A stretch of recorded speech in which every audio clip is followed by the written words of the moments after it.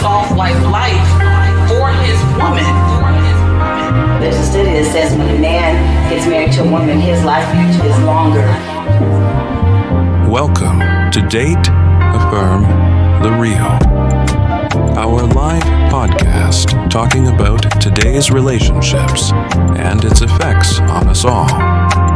Please welcome our hosts, Keya McClain, the poet, and Shimeka, the dog therapist. Let's get real.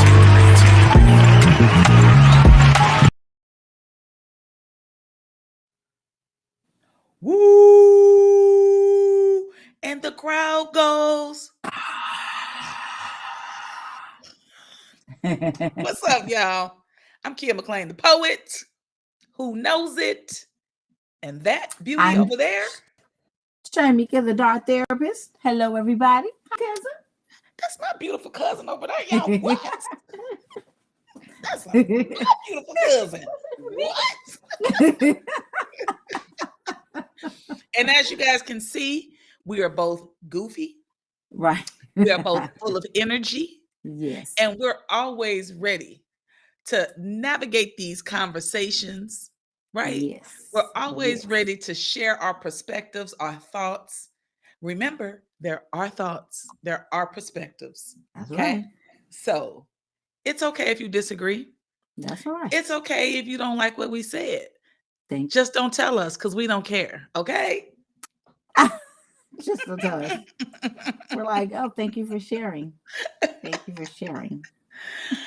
So, as always, thank you all for continuing to show up and support Date, Affirm, the Real.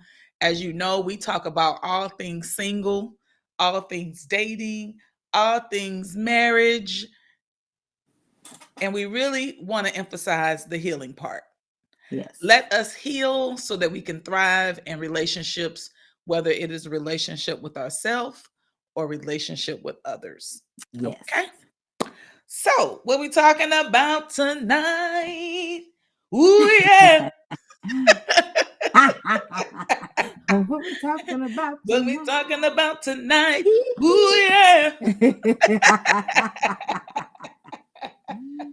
I need y'all to understand something. I'm running on very little sleep right now. So I'm getting goofier by the minute. I'm getting goofier by the minute. So beware. Yay. Watch this live at your own risk. Right. Because it's one of those nights. So we're talking about sleeping with grudges. How unhealed hearts hurts. My bad. Prevent healthy love. Like same thing, unhealed hearts. Same thing. Hurt heart. Mm-hmm. Your heart is hurt. It's hurt. Yeah.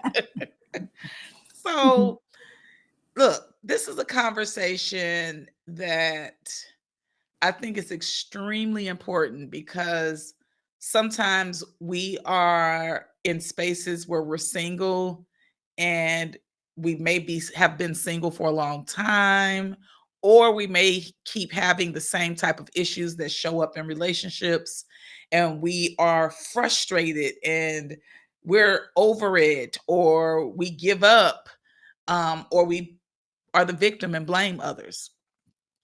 Whatever side you're on with this, understanding that not healing is not going to solve the problem. Because what we do is we take those traumas, those pains, that unhealed version of ourselves, and we take it somewhere else. Right.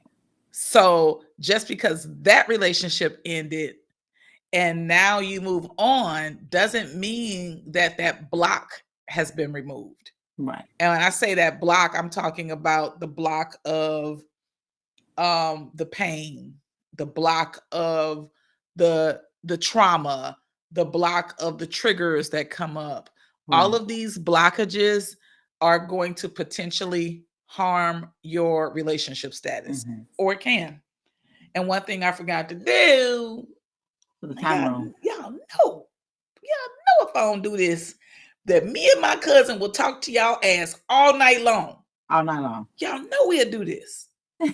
Golly, nobody reminded me or anything. But yes, if we don't heal, if we don't do what's necessary, we're going to keep harming ourselves, Right. right? And others, because you're going to hurt yourself as a result of not doing the work. And it's going to seem like this work is too hard. It's going to take too much time. But Right. in the reality, you're going to waste a lot of time going from relationship to relationship to relationship to relationship Right. because you don't want to take the time to heal, and you don't want to take the time to, deal with some of those things that keep coming up and bubbling Right. for you. And so that could potentially be just as harmful for you in a relationship than it is for those that are single. Yes. There are people I've had conversations with that are single that, quite honestly, some of the people I've had discussions with, they complain about the same things. And Mm. I'm a person that investigates with questions, right? So I'm going to ask questions like, what role do you think you play in that? Right. Right? So I'm going Right. to ask questions that are going to cause you to maybe think, pause and think about, Right. your own behavior. Because Right. you start to focus on your own behavior. You start to focus on your own triggers and trauma. You start to focus on what you may have done wrong. Then now the focus is different. You are now working on yourself versus putting the blame and all of the responsibility on On other people. somebody else. Hmm. Because when you do that, it doesn't give you room to grow and heal. Right. You'll find yourself in the same place over and over and over again. Yep. So, point being is that you can choose whatever you want. My cousin says this all the time. Choose whatever you want. Yes. You get to choose. Mhm. And if you want to stay in that space longer, you're more than welcome to do that, right? Yeah. Have fun. We're not here to tell you how to choose and how to show up for yourself. We're That's just right. telling you there are different options. Yep. As a person that used to be a victim and blame other people, I'm just letting you know I had to choose something different because that Mhm. shit was exhausting. Mm. It was exhausting. That's my truth. I was blaming people, and which led me to be the victim over and over and over again. Mhm. And I got tired of hearing it. Hmm. Like Okay. I don't know what that was. That was somebody trying to jump in our live from the other side. They got something to say. And I respect that side. So, hey, if you wanted to jump Right. in for a minute, let us know you was here. All good. You are welcome. Right. Right. You're welcome. So Mhm. yeah, I think now I'm seeing this thing. I don't know if you've seen this, cousin. There is now a phenomenon Hmm. of people talking about people that are healing in a negative way. And so here's my take. My take is this. If you don't want to heal, then move the hell on. For the people who are healing, for the people who are choosing to deal with their childhood traumas, who are choosing to deal with, themselves, Right. if that upsets you or Right. it even triggers you, we suggest you go somewhere else. You Because can over leave. It's here, okay. we talk about healing. We talk Right. about, and it wasn't anybody on Data from the Real. This is just this new No, social you saying media on social phenomenon. media. Yeah. Hmm. So it's like it's been real interesting to see how people are reacting to all of the people who are now coming out and saying, I'm healing, I'm doing my healing work. People get irritated about everything now. So I am not shocked. In fact, I remember a couple of years ago, I was like, I'm waiting for them to be sick of the healing community. Like, I'm waiting for that because they get irritated about everything. I don't want your crystals. I don't want your I mean, like, herbs. they're I don't want so none of it. irritated. It's like, you po things. All right, That's and it's okay. okay. Go ahead. It's okay. Go ahead. Yeah. Because what did I say at the very beginning? We don't care. Right. We don't care. And I'm not Uh, commenting on nobody's post about what they say, yeah, we don't Yeah. care. And No. and you're right, Bree. Bree said that has to be a trigger. That's crazy. It is. It's Oh. a trigger because we're mirrors to people, Mhm. right? And I get that. Like, I know that I'm a mirror to people. And so if me healing triggers you, it's fine. Mhm. If you see all these people on social media doing videos talking about healing and overcoming their struggles and dealing with their childhood trauma, and you're triggered by that, join us in therapy each Right. week. Right. That's right. Yeah, Wow. get you a therapist. It's okay. It's okay. Oh, you cute little water bottle. That's so cute. They back. They want to get in this live so bad. It's my St. Mary's water bottle from B School. Oh, that's cute.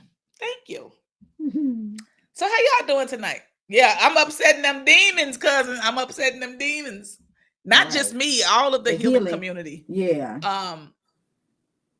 But how's everybody doing tonight? Everybody good? Hey. Yeah. Hi, everybody. Let's do a check. Let's do a check-in with y'all. How y'all Yeah. doing this evening? Hello, Before we everybody. delve a little bit more into this conversation. Like, I be feeling like sometimes, like, just pausing. How are you? Honestly. How How was you your feeling, day? cousin? Man, I'm feeling good. I'm feeling I'm good. feeling good too. I'm sleepy as heck, but I had a good day. I got a lot of stuff done. I made some new connections. Right. What else? Yeah, it was a good day. I had to go to the ortho. They put some things in the top of my teeth, so I can't bite down all the way. Oh, So I won't pop off my brackets. oh. And So I it think they're hurt? Do trying it to. hurt? It don't even hurt. Okay. It's just getting used to it, and I can't bite down, so I don't know how. I don't think they want me to eat. I think They try to put you on a liquid diet. What is this? I'm gonna have to ground some tacos in the blender and Oh, drink it. oh, I don't know what liquid to put in with it. Maybe some. I don't know. oh. Not liquid tacos. Liquid tacos. Mm-mm. Bree was like excited for this short week. I know, huh? Yes. Yes, Yeah. that's nice. Last Right? week was weird though too. I was like, Missy says she's good. "Hi, Nisi. Hey, Missy girl. Hey." So as we talk about this particular topic, just kind of think about a moment. Think about a moment where maybe you might have been in a relationship, and you brought some of your emotional stuff, and you remember the moment that it showed up. Think about that. Conversely, think about the time where you weren't so good to yourself, because we always in relation with ourselves, right? Yeah. We always in relationship with ourselves. So what has that looked like for you? Yeah. And do you still feel like you have those moments? Do you feel like you're working on it? Do you feel like you have mastered it? Where are you in your journey? If you're willing to share. I think for me, of course, it's shown up in various relationships. I mean, I can name a few. I think one of the biggest things that stand out for me is I had a moment with my second ex-husband. I only got 2 ex-husbands, y'all. Okay, just 2. For the record, if y'all over there counting, I got 2 ex-husbands. My second ex-husband, He said, "Keep it that way." I don't know about you. um, my second ex-husband, like, I feel like when we got married, so we got married in March, and then in July is when my best friend and brother passed away. Mm, So very quickly after we got mm, married, I had a lot of stuff hit me, right? yeah. And so not only did I have that, but in January, February, just a month or two before my wedding, I sent my son to California to finish his senior year of high school with his dad, Mm, because he got in trouble with me. And so again, 2013 was a lot. mm, So that meant that it was going to impact my marriage. And I remember, um, so 2013, it really kind of turned into a very dark year for me in mm, terms of my behavior, in terms of my emotions, in terms of things that were happening. 2013 was dark, which led to 2014 being a year of me being a victim, of me blaming, of me attacking, of me being angry, of me kind of going backwards, in terms of some of the work that I had done. It was like it hadn't even taken place mm, really in 2014. And I remember one day, um, I had got upset with him. Can't tell you why, because I was drunk. mm, And that's one of the main reasons why I really stopped drinking, is because if I drank too much, my behavior was just outlandish. It was pretty outrageous.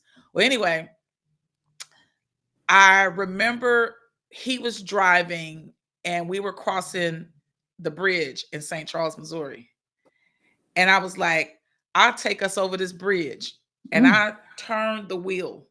Like, I reached over and I like turned the wheel.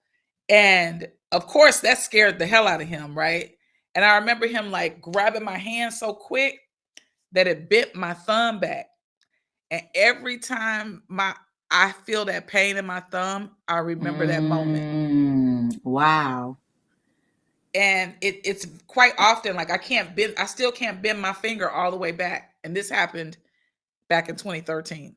Mm, So it's a constant reminder of the moment when I was in the depths of darkness, right? And I shared a real personal story. You don't have to go that personal with me, or with Shimeka, or with the Dar family. But I said that to say, like, in that moment, it felt um pretty normal. mm, mm, So I say that to say there might be some behavior that feels pretty normal to you, and it doesn't mean it is. So I just wanted to share that because, sometimes, and I know, like, I don't deal with the shame in the way that I used to before, mm, mhm, nor do I deal with the guilt the way that I used to before. It's my story. I own it. I'm mhm, not that person anymore. Um, but it's important because I think that if I wanted to just talk about what I was enduring, I could do that. mhm. Well, my behavior was like that because of this. Because of, mhm, I did that because of that. And it would mhm, be me having this tunnel vision, which only surrounds the circumstances of my situation, and right, not being able to see all of the other things that are going on outside of that, yeah, and how my behavior and my pain and my stuff impacts other people around me, because right, I just want to be in this space right here. Me, me, me. It's all about me. I'm the only one in pain. All of us experience pain. hmm. All of us experience disappointment. And when we take those things out on other people, it really has a impact on how we connect with people. Yes. That's my story. Hmm.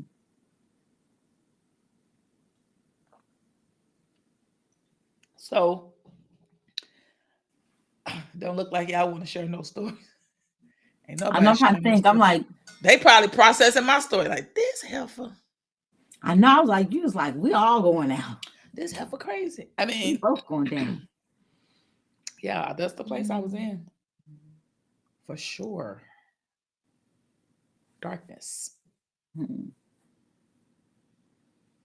And that's unhealthy, right? And I think like I know other women that come unhinged like that emotionally because we can't always handle our emotions because we weren't taught how to deal with things in a healthy way. Emotionally. So Mm-hmm. we react, whether you slash tires or you broke windows or you reached over and turned the steering wheel or like we have these emotional responses that came from somewhere, Right.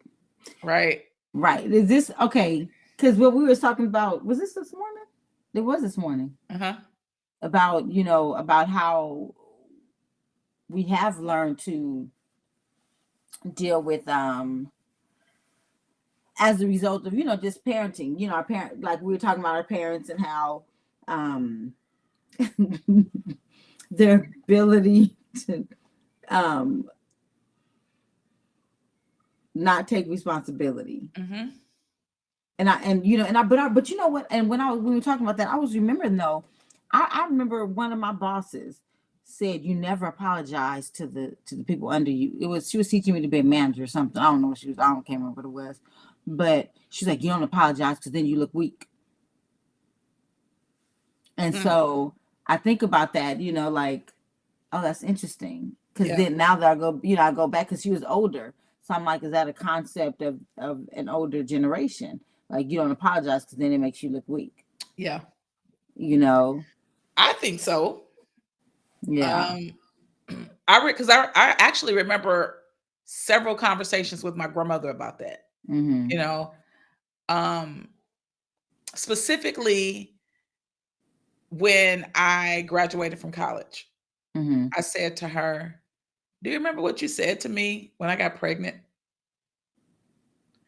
And she brushed me off. Didn't want to address it. She brushed me off. But what she said to me was, now I'm gonna have a house full of babies and be on welfare.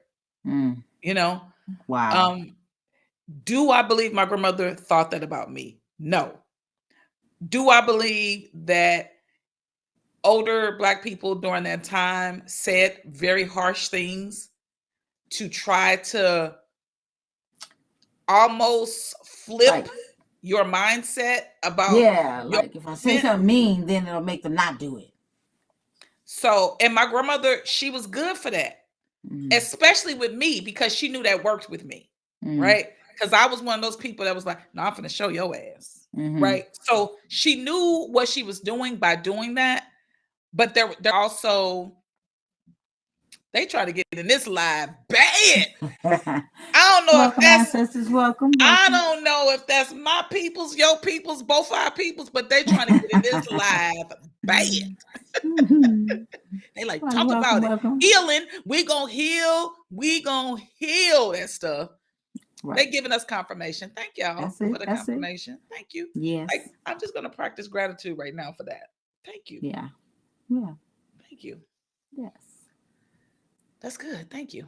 But yeah, she never apologized. And I Mm-hmm. literally asked her for an apology. I said, "Are you going to apologize to me? You said some really mean things to me. Like you told your granddaughter that Mm. because she got pregnant at 18, like that was the end of the world, right? Right. Right. First of all, That- yeah. Right. like, Right. first of all, that was Right. not the end of the world. I graduated high school, right? It was August. I had graduated in May. It was August Mm. when I found out I was pregnant. So let's be clear. I I wasn't like this little kid who was still in school who no, I was still Right. young, but I was out of high school at this time. Mm-hmm. And you telling me that I'm going to have a house full of babies and be on welfare Wow. is, was hurtful. So when I graduated and got my first degree, I said to her, "Are you going to apologize to me?" And she was like, "No, because you were supposed to go to law school. You just got an associate's degree." So I went back, and when I enrolled the second time, I enrolled to get my bachelor's and then immediately afterwards get my master's degree. And I asked her again, "Are you going to apologize to me? I have 3 college degrees." She was like, "Apologize for what?" Wow. And so, like, it is something that can carry But over yeah, I because don't remember my grandmother ever apologizing for anything, and she be saying some. Now she's saying more crazy stuff, but yeah, they get older, they say crazy stuff. they Like, they do. say the craziest stuff. And then they feel like it's okay to say these things, right? Because But they as a adults, result of you saying these things, what happens is I'm internalizing it, right? right? Not realizing that I'm internalizing it. Right. And now subconsciously, I'm behaving a certain way and conducting myself a certain way, having certain conversations with people, doing certain Right. things.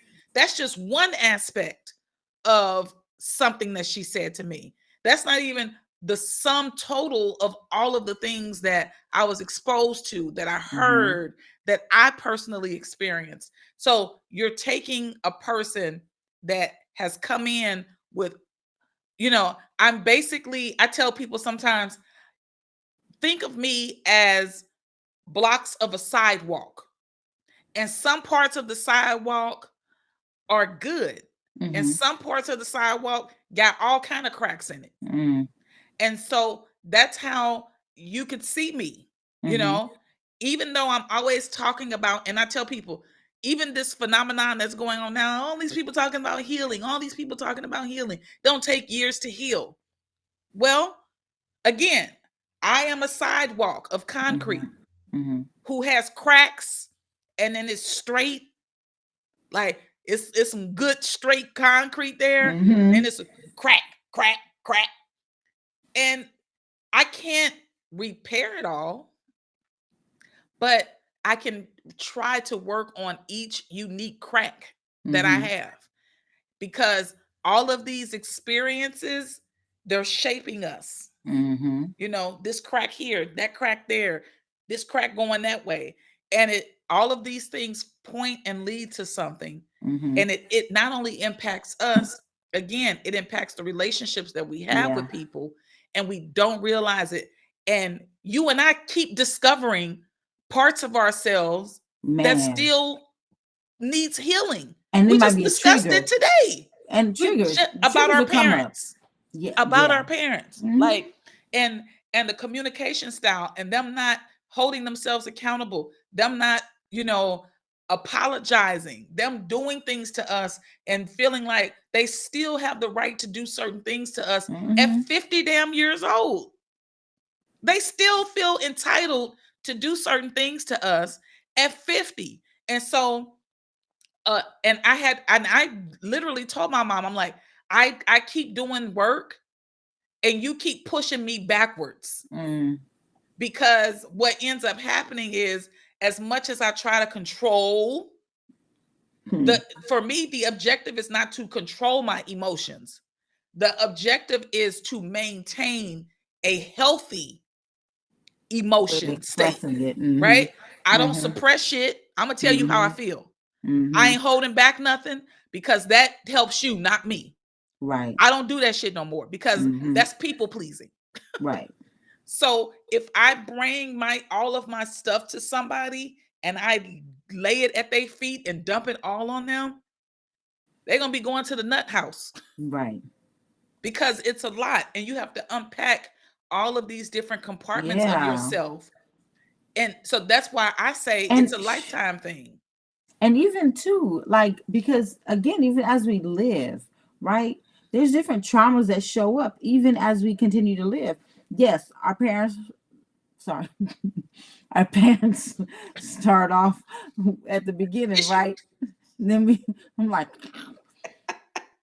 our parents are at the beginning, right? Is our parents, because they only know what they know, right? Mm-hmm.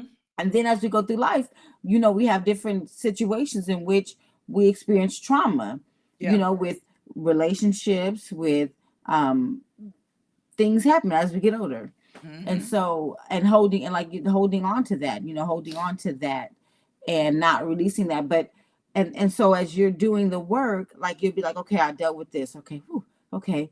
But then something will come up and you'll be like, ooh, whoa, I didn't know that was Mm-hmm.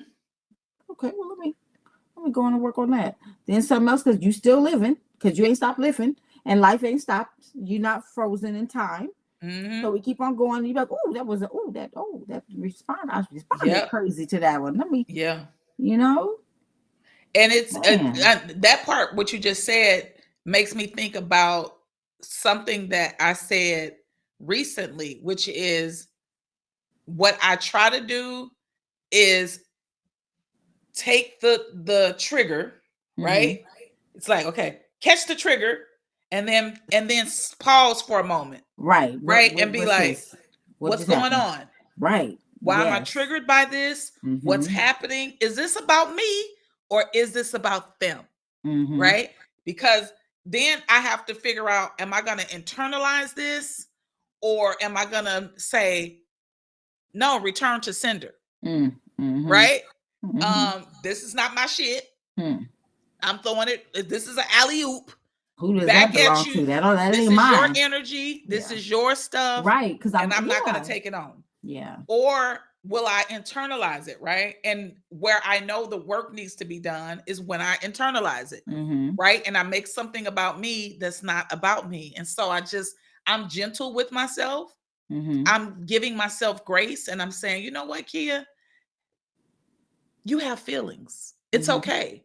Mm-hmm. Process those feelings. Give yourself permission to process that. But Mm-hmm. don't internalize nobody else shit Nope. I'm because not that's taking not on yours. yours. Yes. That's not yours. Yes. And when you internalize it, it doesn't make you feel good. It doesn't Right. help you. So you have to take, you know, every time that happens for me, it's like, okay, when this shows up, Keya, immediately take Hmm. that pause Yep. and figure out, where am I going to put this emotion? Mm-hmm. Am I going to place it back where it belongs or am I going to internalize it? Right. And if I internalize it, then I have to deal with somebody else's stuff. Mm-hmm. And then I got to process all of that in addition to whatever triggered me to respond that way to begin with. Mm-hmm. Because if we keep figuring it out, if we take that pause, it's almost like, oh, okay, now I see where the root of this is. Mm-hmm. Right. So the root of it is, oh, this ain't mine. Mm-hmm. Let me throw that on back over there. But when we Mm-hmm. don't take that time, that's when it can get ugly. Mm-hmm. Right? Because you're Escalates. Yep. feeding into that person's energy Mm-hmm. and their ugliness or whatever, and that's how things can escalate very quickly. Mm-hmm. And we think that we're fine. Right. There's been a lot of things I felt like I was fine. Oh, I'm good. I didn't recover from that. Shit, that ain't no problem for me. Mm-mm. And then when it hits again, I'm like, Wait a oh minute. girl, you still dealing with You this. still dealing with that? Yep. I thought I was healed from that. Hmm. That keeps showing up. You know, um, Marcus said, triggers shoot bullets. Problem is, don't know how to aim. I'm hurting Mm. me or someone else. Mm. That's good there. That was good. Yeah. For Yeah. real. It's Yep. that's really That that's was really a good. great way to put it. Yeah. You're Mm. because you're not the the objective is not really to, it's almost like, you pick up a gun, right? And you're like, oh, this gun ain't loaded. Mm. I'm just gonna, I'm practicing shooting, Mm-hmm. and you don't realize, no, the gun was loaded. Mm-hmm. I said something and it was loaded. Mm-hmm. I said something I can't take back. And when you say things you can't take back, what does a bullet do? It shatters. You know, it can kill. It can severely hurt. So that's a great analogy to use with that, because we don't realize how our traumas, our pain, our traumas end up hurting somebody else, and they didn't have anything to do with it. And then what happens to that person who keeps getting injured from your trauma? They already got their own traumas. Now they got their traumas, your stuff that you've dumped on them. And now this relationship isn't going to work because of the trauma dumping. Now you leave the relationship and you go somewhere else, and you haven't done the work. And you still get in the same situation. You can get a person that look different, got a different background, work different ethics, morals. It ain't gonna matter. Yeah. It's not gonna matter. You're going to shoot yourself in the foot every time, because you're not doing the work. And again, even like what I told my mom, because I've done this work, and then sometimes you do certain things and it sets me back, that becomes problematic for me. Right. Because what ends up happening is now I feel that I have to again go over, okay, this is why this is a boundary for me. This is why this is important to me. This is why I don't want you to do this or say this. And it's almost like at the end of it, you end up feeling like, well, that was all pointless because you didn't hear anything I said. Yep. Because you're in a space of non-accountability. Yep. There it is. Yeah. You know, you're in a space of non-accountability. And to deal with people who are in spaces of non-accountability, that is draining to your entire soul. It is draining to your entire soul. Because you keep trying to prove. You keep trying to prove to them. You keep trying to prove to them. Over and over and over and over again. And it's like, wait a minute now. I'm done. I'm tired. I'm done. I'm tired. Right. I'm tired. That's draining. It literally takes it's like pulling all your blood out your body, because it's like, I'm fighting a war that I am not going to win. And I be forgetting. That I'm doing that in the middle of it. I'll be like, no, but you're not hearing me. No, but you're not hearing me. But you're not. Oh, shoot. You don't want to hear me. God, I'll be like. That part. But you don't want to hear me. But you don't want to hear me. And then you're just like, forget it. Right? Then this is where other people will get you, because they'll become the victim to you being protective. Yeah.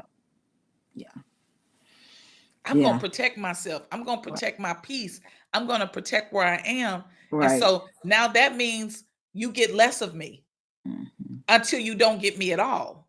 And then you're going to be the victim about me choosing myself. Right.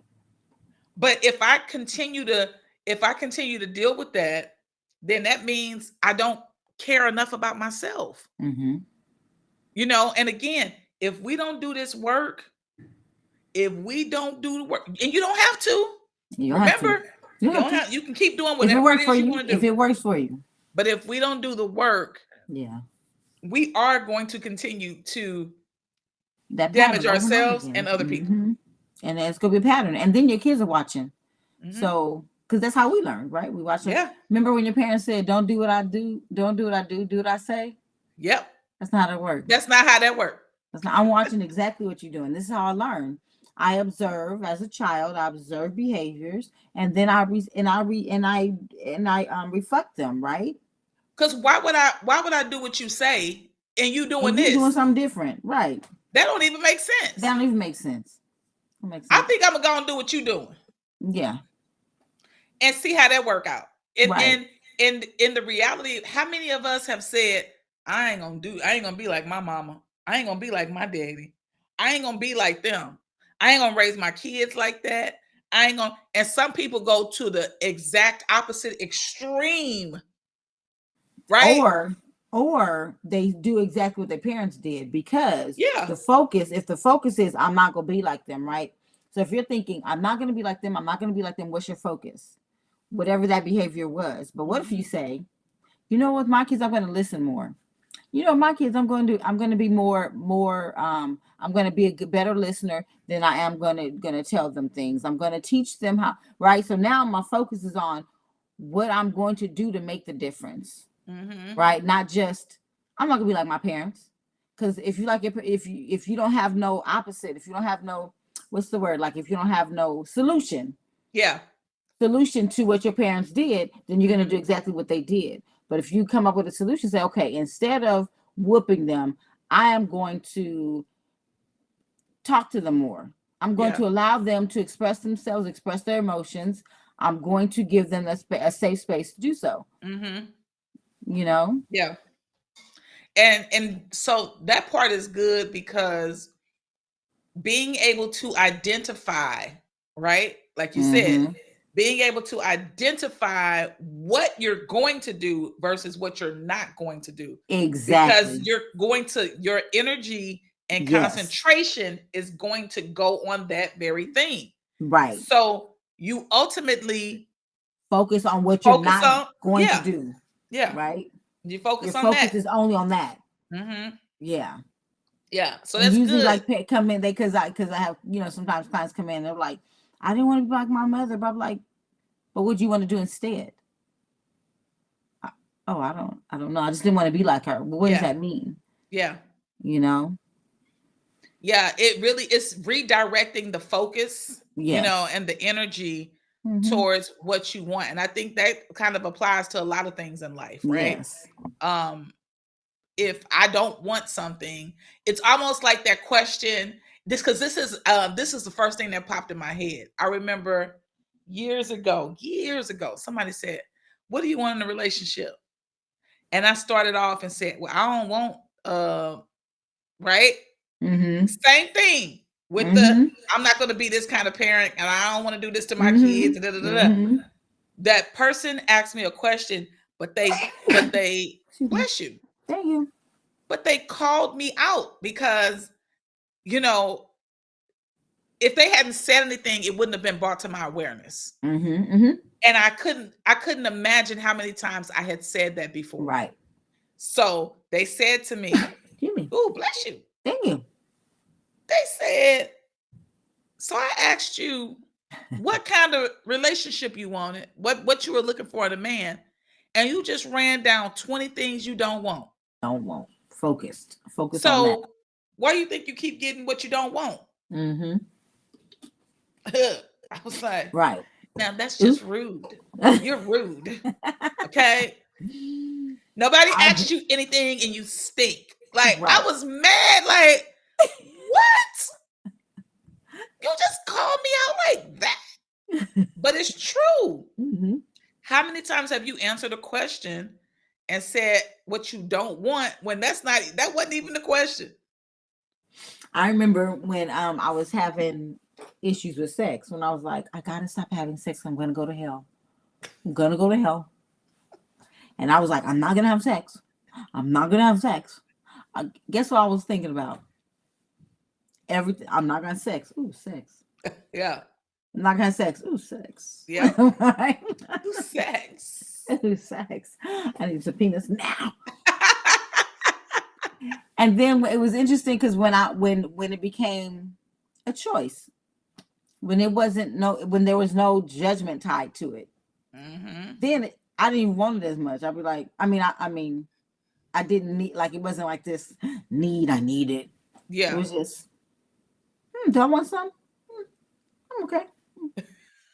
Because the focus shifts. The focus shifted. The focus shifts. Yes. And we don't realize that, you know, how prevalent that can be in terms of our decision making. How prevalent that can be into what shows up for us, right? Right. So then that's when we make these blanket statements that show up as unhealed versions of ourselves by saying, all men are dogs. Yeah. All women are this. Yep. We make those kinds of statements because we've committed to the To that thing point, yep. that is the opposite Right. of what we want. Right. So because we commit to that thing, that puts us in a space of vulnerability, if you will, Right. being exposed to the very thing Right. that we don't desire. Right. And so now you continue to go down these rabbit holes of being unfulfilled, which causes you to blame, which causes you to become a victim, which causes you to start to feel sorry for yourself. Right. And all of those things do not put you in an energetic space Right. of a person even wanting to approach you, Right. of a person even wanting to connect with you, because those pains, those traumas, all of those things that you haven't dealt with is walking Okay. with you, and there's this thing, Erica Badu said it a long time ago, bag lady. Okay. Bag lady. Erica You go Badu hurt said your it back. long time ago. Mm-hmm. The things you carry, you literally think you are hiding them in compartments. You're not a kangaroo. Okay. That shit is not in them pouches. It is really on full display. Right. And so we think, oh, I'm hiding these things. I'm hiding these things. Right. And when I say we, I mean we. Mm-hmm. There have been times where I'm like, they ain't gonna be able to see that because I got it together on this area.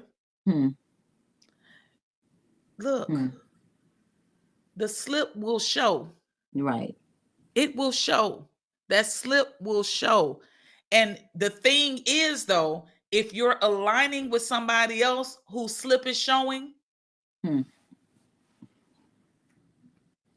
don't want to hear the rest, do y'all? Right. Y'all don't want to hear the rest. Y'all don't want to hear the rest. Y'all ain't talking to me tonight, no way. You don't want to hear the rest. What happened when somebody who slip showing link up with somebody else who slip showing?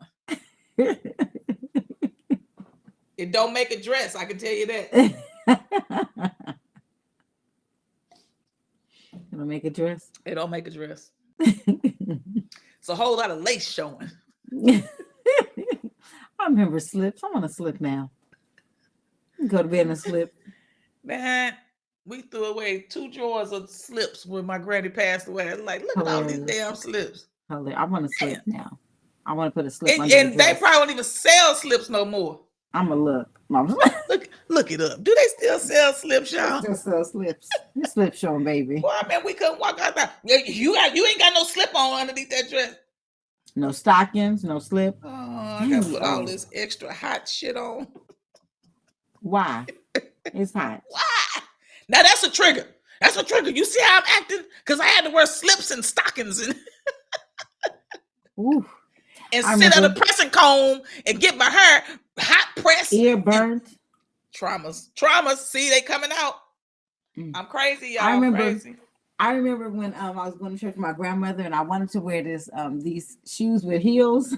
There were some cute shoes, some cute blue shoes, and they had a heel on it. And I just wanted to be so grown and wear them heels, and I did. But I was like, because my grandmother let me. My mom was saying no. She's like, no, you can't put no heels on. And I did, and I was like, yep, and I was okay afterwards. I didn't need to wear the heels again. Didn't even know how to walk in them. Just wanted to do so. With stockings. With stockings. With big ass stockings on. Damn, stockings was hot. green grease and hot combs. Ooh, I do not miss that. Sizzling. That was a trigger for me.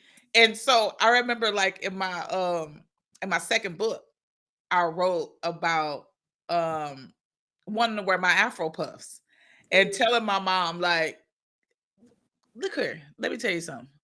What we need to do is settle on the fact that I have Jesus-like wool hair, right? You know how they was describing it. But yours is softer, right? No, it is not. Touch it and see what happens. See, I got 5. I got 4C. I got 4C myself. I mean, let me go get a Band-Aid. I touched it. Look, this stuff is coarse. And so I kind of had landed on accepting that as a kid. I was like, what? It's all good.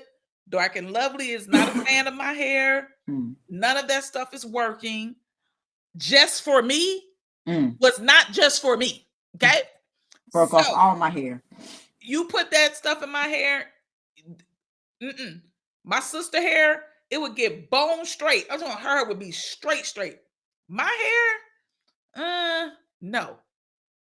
Can't you tell that's still a trigger for me? I told her, stop putting that shit in my head. Put me 2 big old Afro puffs There to go. and let me rock it. Okay? Mhm. Get you a good brush. Put that bergamot. Line them edges up.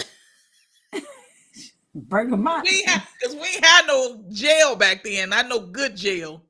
Grease. It was You grease. get that bergamot. Mm-hmm. Put some water on that brush. Mm-mm.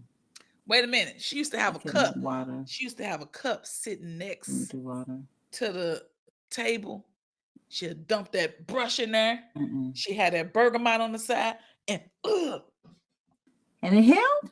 no, it didn't Oh. hold. It didn't I hold. was about to say, because mine would beat up. Mine just It don't beat didn't up. hold. Water. But I was okay with that. I had a pressing comb, and you can't put water on this stuff. Oh, well, see, this is when it wasn't no pressing comb on it. This was like maybe after I got out the swimming pool or something like that. Right. Yes, babe, my scalp is very oiled now. I Very appreciate moisturized. your love to my scalp. I used to, oh my gosh, I used to hate my hair, and I'm tell you one reason why. Billy Ruth. Did I tell y'all about Billy Ruth? I know I didn't brought up Billy Ruth before. No. I was in love with Billy Ruth in Arkansas. Billy Ruth looked like what's his name from breakdancing. Ain't no stopping us. He used to breakdance on the cardboard. But Billy Ruth was mixed with black and white. So when Billy Ruth went swimming, his hair didn't shrivel up like mine and come like this. His glistened and laid across his back. I was so ashamed of my hair because he come out and he'd be like, and he was like dripping. Mine come out and he'd be like, have you ever seen that meme? Not a meme, but where the lady was like, she was with her white husband, she getting the water with her natural hair, and then he looked back and he was like, every time he looked back, whole different look. That was me. Whole different look. That was me. Man. Okay, so as y'all see, we still got triggers about our hair, right? Now, well, not so much triggers. That's why I just said, lock it up. Lock it up, baby. Man. I'm going to let it do what it do. My hair is meant to do this. Right. This is why locks was created, for this kind of hair. Okay? Because this is Kunta Kinte. Girl, the kitchen in the back. Ooh, my dad just shaved the back because it just not. It don't want to grow. He said only in Arkansas you can have a name like Billy Ruth. Billy Ruth. I was in love with Billy Ruth. Billy Ruth ain't no stopping. He get the car burnt out, girl. Like, Billy.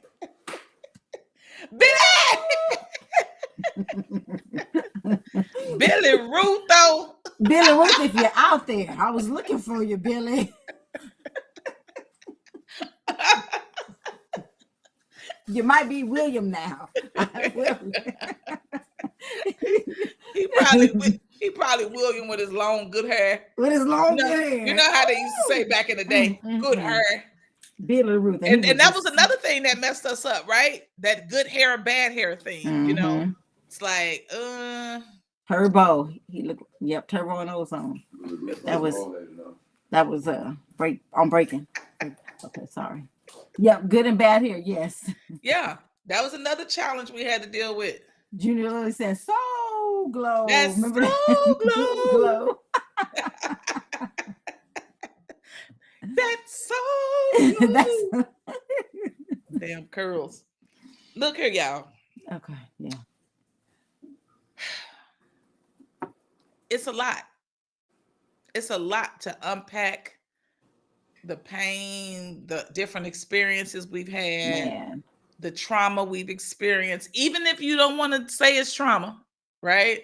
Even if you don't want to say whatever, you know, sometimes we deny certain words because that's even a trigger.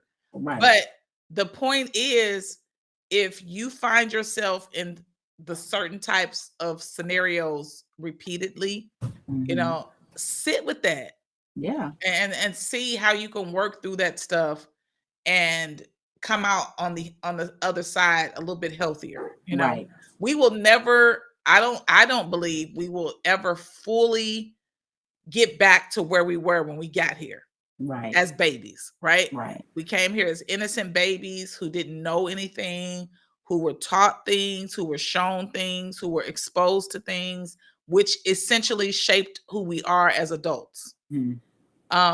But we get to unlearn things. We get to unlearn things that do not serve us. We Yeah. get to unlearn things that don't help us. We get to unlearn things that hurt us. Yes. And if sometimes we the person hurting us. Most of the time it was me hurting me, I can tell you that. It was less times other people hurt me than it was me hurting me, was way more.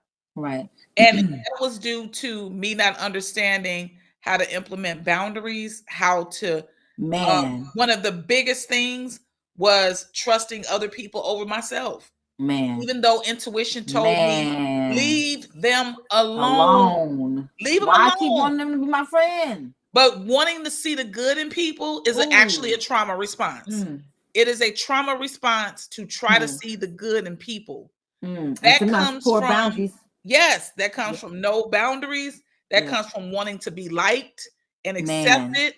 That comes from, kind of being pushed away from maybe your own parents and people that are in your family. So you are trying to just attach to people for the wrong reasons. Right.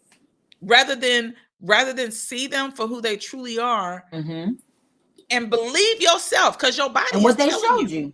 Your body telling you. Man. They're showing you. You see it, you feel it, but you choose to ignore it. That is a trauma response all day long. And it's going to impact the type of people you end up in relationships with, the type of connections you're making with people, because you are trusting them over your gut. Over your own self. My Keisha said, true, it takes a lot of work, but in the end, it will be worth it. She also says, I'm still learning how to establish boundaries. Sometimes having poor boundaries comes from sometimes being molested, because they crossed your boundaries. And so now you don't have no boundaries. Another thing that comes from having poor boundaries is not having the freedom to choose things. So not just abuse, but also, like, for me, I didn't have boundaries because I was always told that I'm a kid, I don't have thoughts. I didn't have boundaries because I was told, oh, it doesn't matter what you say or think. I'm your mama and this is what it is, right? Right. All of those things really kind of encapsulate And that's why we you can't even in a advocate space. for ourselves. Yeah. We can advocate for ourselves. How are we going to learn how to advocate for ourselves if you're teaching us that those in authority have power over me? Yeah. So you don't speak. So you go to jobs, right? And you're working at a job and these people are talking to you crazy. They're treating you like crap. And then you don't implement any boundaries because that's what you were taught. The whole while they're thinking, I'm telling you, you don't get to ask me questions. You the child, stay in child place. Your feelings don't matter. All of this kind of stuff. It puts you in a space where you don't voice your concerns. Man, You don't put up walls to say, stay over there. I'm over here. And that's how we let so many people, friends in, when because we wanted that validation. Yeah. We wanted the validation because our parents didn't give us the validation. They didn't teach us how to advocate for ourselves. They didn't teach us that we were valuable. Yep. Dang. I tell people often, like, that's probably one of the big things that happened to me, which led me to a lot of poor connections with people, because I had no boundaries and I connected with just about everybody because it was like, oh, this person is going to listen to me. They like me. That person going to listen to me, right? And some people, they want to know your business so they can go tell your business. And, they're they're not really, they don't know how to become friends. They don't know how to be friends. They don't know how to be trustworthy. So what you end up doing is you say, I can't trust people, right? So now you got all these extra walls up in places because I can't trust people. I can't trust people. But no, you can't trust yourself because you chose bad. You just let anybody in. You didn't vet them properly. You didn't trust your own instinctual, feelings. And it's because we were so pushed down. We were so pushed down. When I say we, I'm a Gen Xer. Our parents raised us a very specific type of way, for the most part. I don't know that everybody's experiences was the same, but I do know that one of the main things I dealt with was not being able to vocalize my feelings and my thoughts. Which that's why I became a writer. I tell people writing was my refuge because I couldn't say shit in the house. My thoughts and feelings didn't matter. Did not matter. So I wrote. That's why I'm a writer. Yeah. Markeisha said, my weakness is expecting better from others. And that expectation is going to have you in this loop. Because again, here's the thing. Like, we have these false expectations of people, but they showing us this. Yeah. Right? You better check. You better look what they doing. But let's define an expectation before we close this out. Let's define what is an expectation? Expecting somebody to be something that they not. But also or being something that you want them to be. Yes. But it's not, it's a thing where it's not communicated. That's a big thing too. It's something that's not communicated to people. It just becomes your thing that you desire, internal, that you want, because you want that, and you put it on them. So you are projecting something onto a person, but you're not communicating it. So this causes you to be angry and upset and feel some kind of way. And see, this is why I tell people all the time, I don't hold shit.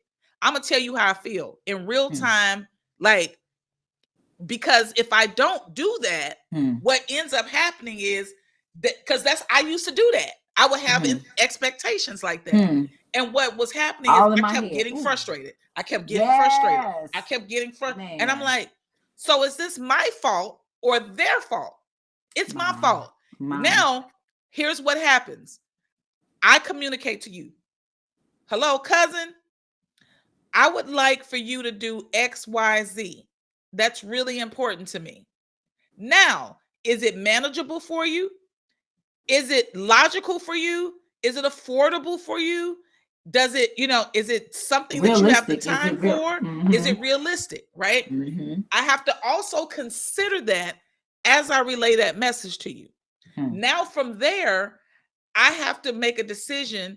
If you continue to not show up for me in whatever way I've communicated to you, I need to make a decision. Now I am entitled to then make a judgment and a decision. Right. But I don't get to have stuff in my head that other people don't know about, because that's unfair to them.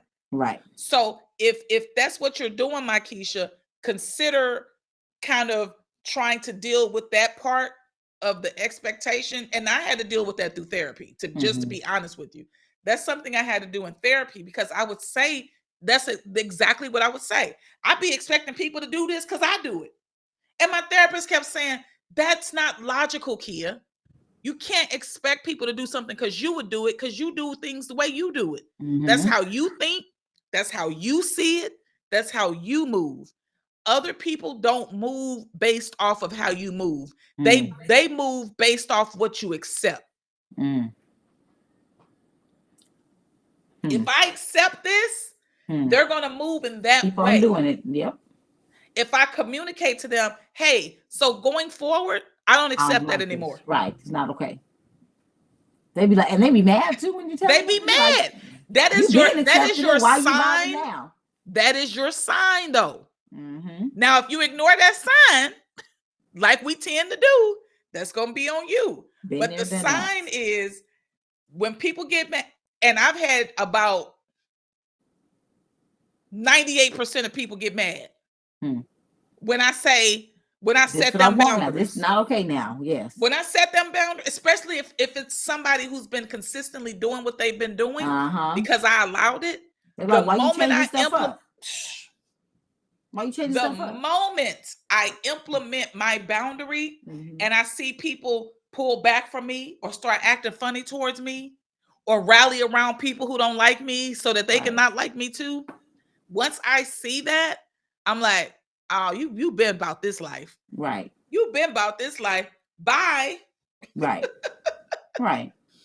She said, yes, I'm dealing with it now in therapy because I struggle with it, even after voicing it.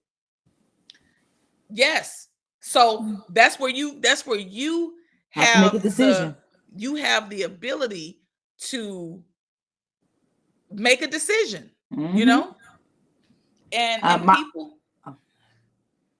I was gonna say, Marcus said, expectation, a strong belief that something will happen or be the case in the future. Then he said again, it's a strong belief, not a strong fact. It's a strong, but that was one of the hardest things for me to deal with because I was like, well, how come you ain't nice like me? How come you don't show up like I show up for you? How come you don't do this for me? I show up to all your stuff. Man, I buy you stuff. I answer the phone when you call. Yeah. You don't give me none of that back.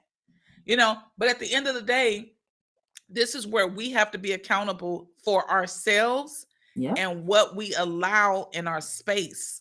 I can't allow people to come and disrupt the peace I have now, the work that I've done. Yeah. You don't get to disrupt that. If my boundary is offensive to you,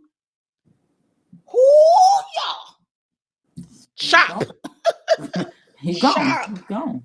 You don't need those people. You don't need those people. Let them look. Mel Robbins has a book. It's called Let Them. I don't know if y'all know who Mel Robbins is. It's a great book. I haven't read all of it. I've been listening to the audio that a friend of mine sent. But Let Them, I love that book. It is a perfect depiction of letting people be who they are while you go ahead and be who you are.